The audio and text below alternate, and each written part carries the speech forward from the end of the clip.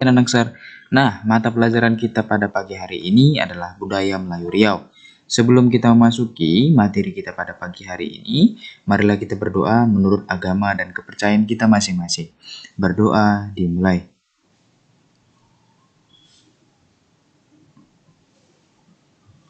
Berdoa selesai.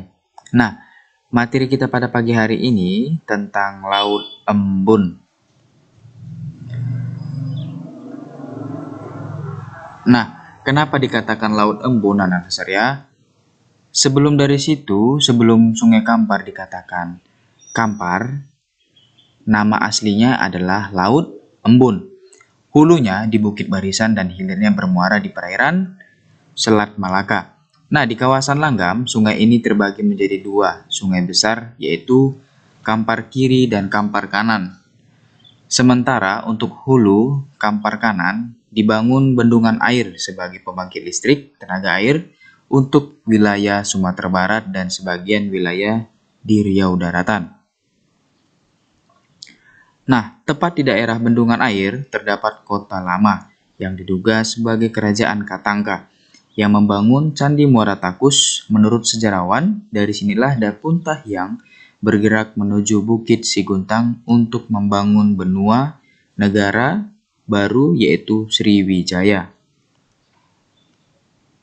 Nah, pada tahun 1993, wilayah kerajaan Katangka itu akhirnya ditenggelamkan karena untuk keperluan pembangunan pembangkit listrik tenaga air di Koto Panjang. Karena wilayah ini termasuk dalam rencana danau penampungan air bendungan untuk pembangkit listrik tersebut. Nah, akan halnya Sungai Kampar, semakin hilir badan sungai semakin besar dan luas. Bila air pasang terjadi gelombang bono Kampar lebih besar daripada gelombang bono di Sungai Rokan ya, anak ya. Nah, untuk gelombang ini terjadi ketika arus surut sungai yang mengarah ke laut bertemu dengan arus pasang laut yang memaksa masuk ke sungai.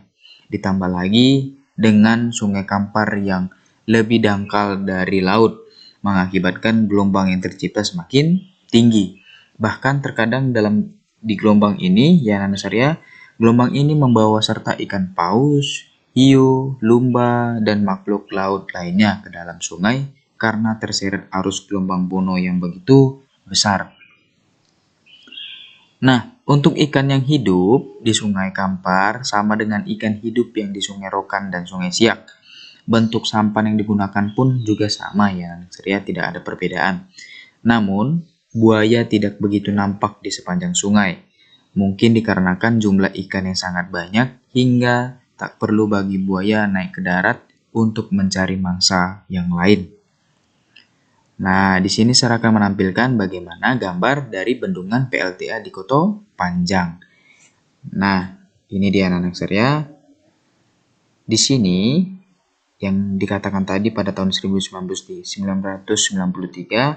wilayah kerajaan Katangka itu akhirnya ditenggelamkan karena untuk keperluan pembangunan pembangkit listrik tenaga air di Koto Panjang. Nah, ini dia anak sar, yaitu PLTA di Koto Panjang.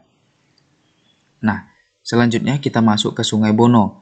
Nah, ini adalah gambar bentuk yaitu Sungai Bono, yaitu gelombang Bono ya anak saya.